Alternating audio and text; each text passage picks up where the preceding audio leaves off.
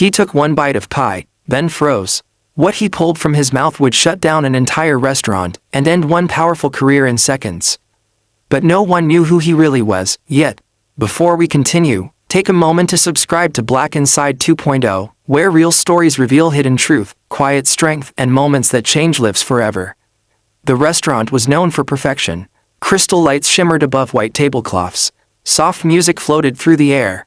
Every server moved with precision, trained to smile, trained to please, trained to hide problems before customers ever noticed.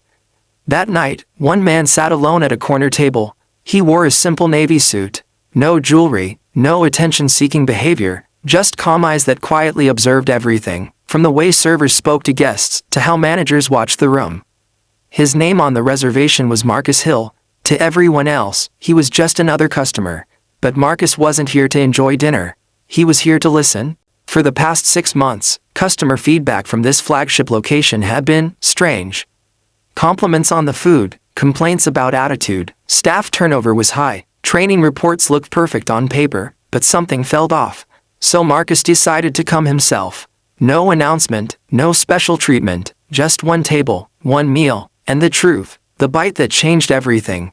Dessert arrived last, a slice of the restaurant's signature pie, praised online, photographed daily, and priced higher than most full meals elsewhere. The server placed it down quickly, avoiding eye contact. Marcus noticed. He lifted his fork, took one slow bite, and then stopped chewing. His jaw locked, his eyes widened, not in anger, but disbelief. Carefully, he reached into his mouth and pulled something out. The fork clattered softly against the plate. Nearby conversation slowed. Marcus placed the object gently on a napkin. It didn't belong in any kitchen. Silence fell across the dining room. Servers froze. One gasped quietly. Another covered her mouth. The floor manager, Evan, rushed over. "Sir, is there a problem?" Evan asked, already forcing a smile. Marcus didn't raise his voice. He simply asked, "How often do you inspect your desserts before serving?" Evan laughed nervously. "Sir, our quality standards are the highest in the city." Marcus gestured to the napkin. "Then explain this." Evan's face drained of color. What Marcus had been watching all night. Before the manager could respond, Marcus stood.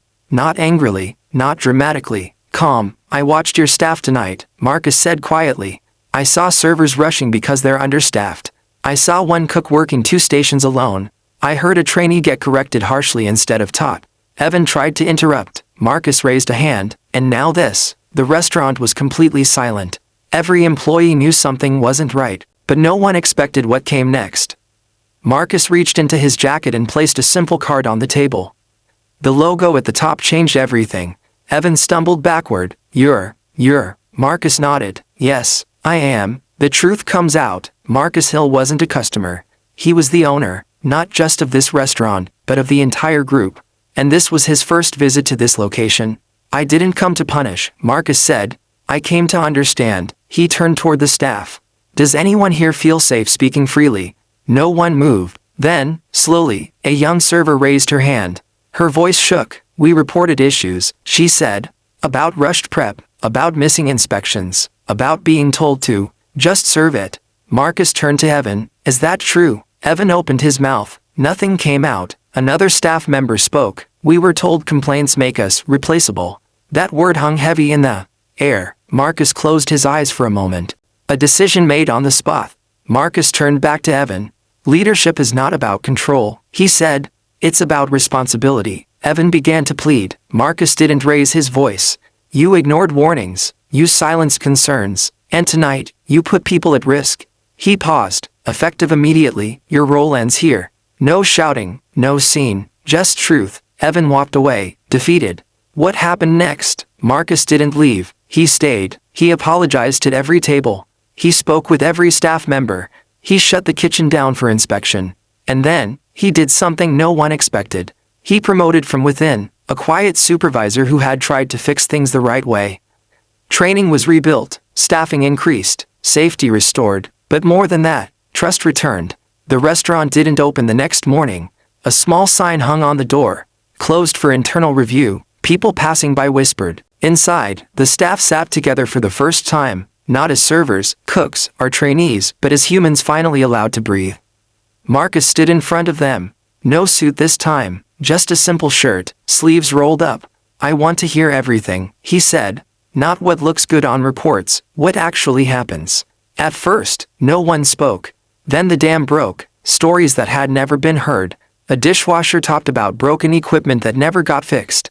A server admitted she skipped breaks to keep up. A cook confessed he was afraid to slow down even when things felt wrong. Marcus wrote everything down, no interruptions, no excuses. When they finished, the room was heavy, but lighter than it had been in years. Real change, not promises. By noon, inspectors arrived, not to intimidate, but to support. Schedules were adjusted, temporary staff brought in, training manuals rewritten, but the most important change wasn't operational. It was emotional. Marcus introduced Elena, the new manager. She listened when it mattered, Marcus said, and that's the only qualification that counts. Elena didn't give a speech. She just said, "We fix this together." The story spreads. Someone had recorded the night before. Not the decision, but the calm, the respect, the silence. By evening, the clip was everywhere. No names, no shouting, just a leader choosing responsibility over comfort. Comments poured in. This is how it should be done. Quiet authority speaks loudest. Finally, someone listening. Marcus never responded. He didn't need to. Reopening night. A week later, the restaurant reopened. Different energy, smiles that weren't forced. Food prepared carefully. When the first slice of pie went out, the kitchen held its breath. It came back, empty, with a note, "Thank you for doing it right." Some of the staff cried. A private moment. At the end of the night, Elena found Marcus alone, cleaning a table. "You didn't have to stay," she said. Marcus shrugged. "Culture doesn't change from emails," he replied. "It changes from example." After the restaurant reopened, success followed quickly.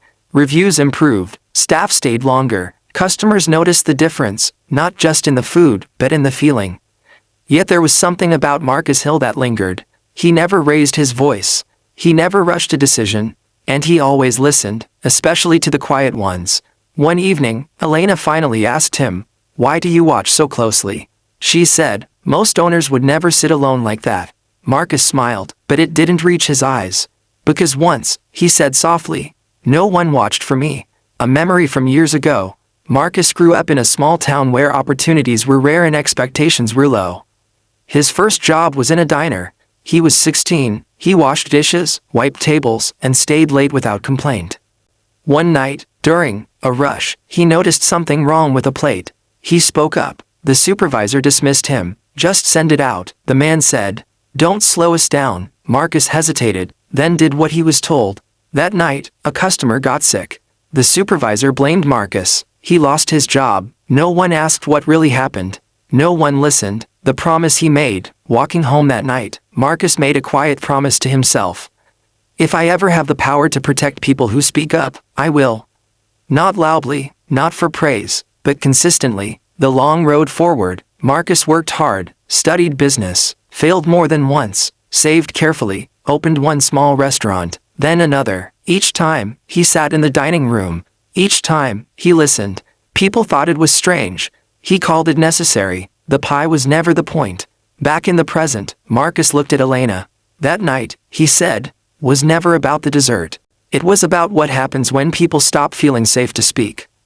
Elena nodded slowly. That fear, Marcus continued, is what breaks places long before anything else does.